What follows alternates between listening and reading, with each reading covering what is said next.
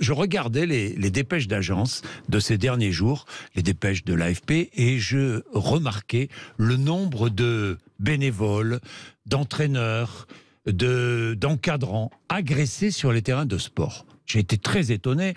À Marseille, par exemple, jeudi, un coach, un entraîneur bénévole a été agressé au couteau sur le parking du stade de Pont-de-Vivo. C'est dans le 10e arrondissement de Marseille. Pourquoi ? Eh bien parce qu'un père de famille était en colère. Il refusait d'entendre que son fils de 11 ans n'avait pas été retenu dans l'équipe de foot.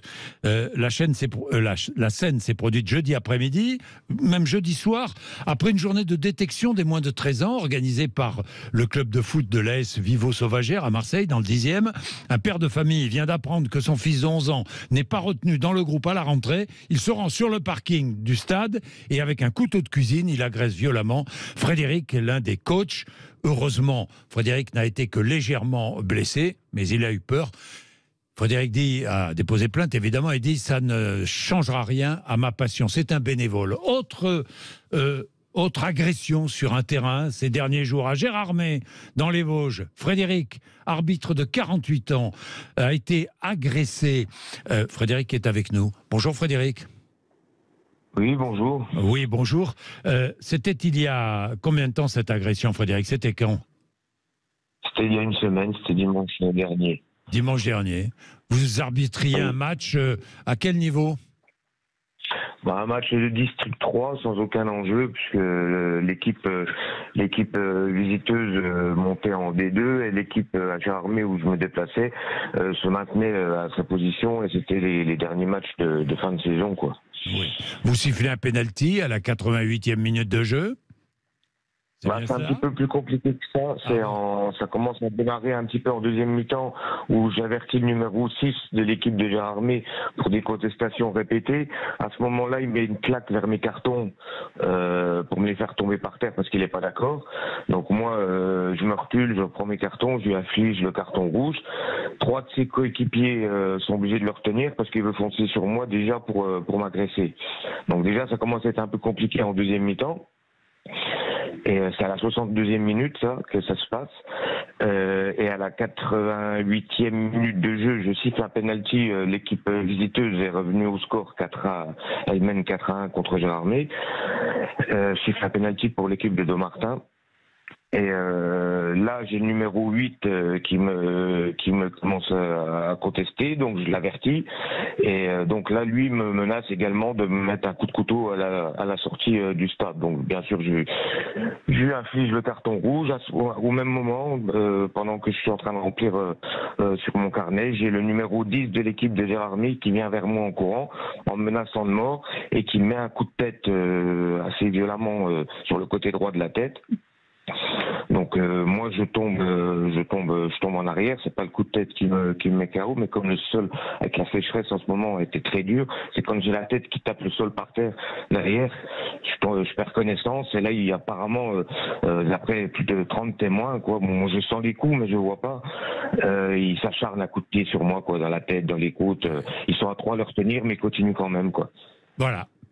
Et vous étiez allé arbitrer tranquillement, comme tous les dimanches. Vous avez la passion de l'arbitrage. Vous êtes retrouvé à l'hôpital. Aujourd'hui, c'est difficile. 15 jours d'ITT prescrits. Vous dormez difficilement la nuit. Voilà. C'est cela ? Je dors difficilement la nuit, je suis sali sur les réseaux sociaux parce que pour sa défense, cette personne dit que c'est moi qui lui aurais mis le coup de tête et qui lui aurait mis des coups de pied. Qu'est-ce que je peux vous dire d'autre ?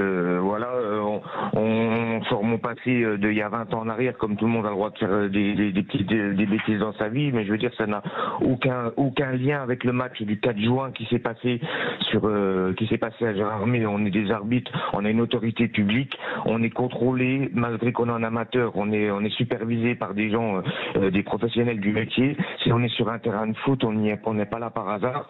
Et je trouve ça vraiment inadmissible que la personne qui m'a fait ça ne prenne pas ses responsabilités et qu'elle dise pas tout simplement qu'elle a pété les plombs et qu'elle en vienne à dire que j'ai eu des propos soi-disant racistes ou des choses comme ça, alors qu'il y a plein de témoins.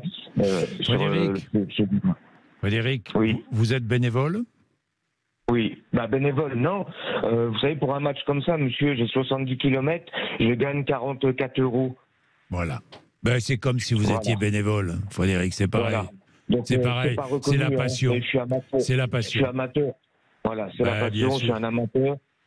Heureusement, j'ai le soutien de mon club, l'AS Plombières. J'ai le soutien du club de Dommartin, qui, grâce à eux, j'ai réussi à sortir et puis à être emmené par les pompiers, de l'UNAV, du district. Benoît Bastien, entre autres, m'a téléphoné pour m'apporter ce soutien, qui est arbitre international.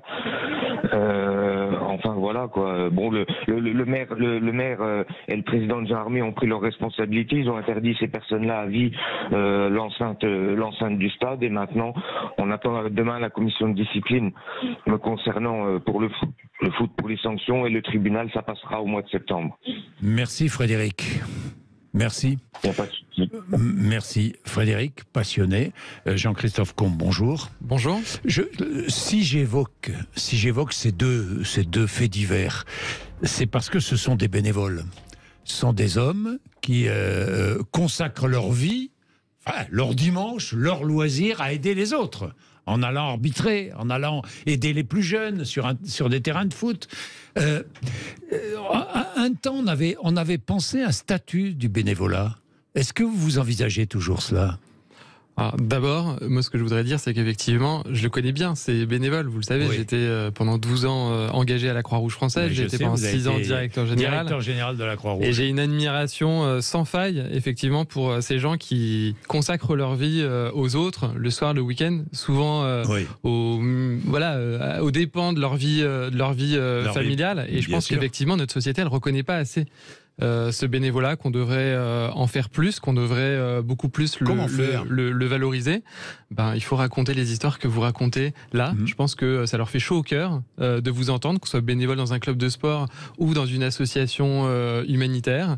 Il faut que les employeurs leur permettent aussi d'exercer leur bénévolat.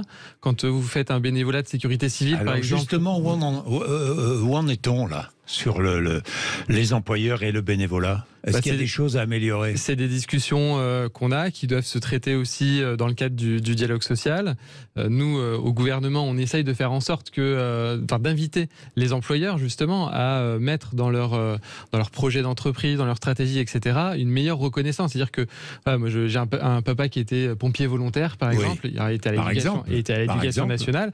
Bien, l'éducation nationale le laissait aller sur les interventions. C'est pas toujours vrai dans une entreprise privée. Exactement. Et c'est pas toujours vrai dans une entreprise privée.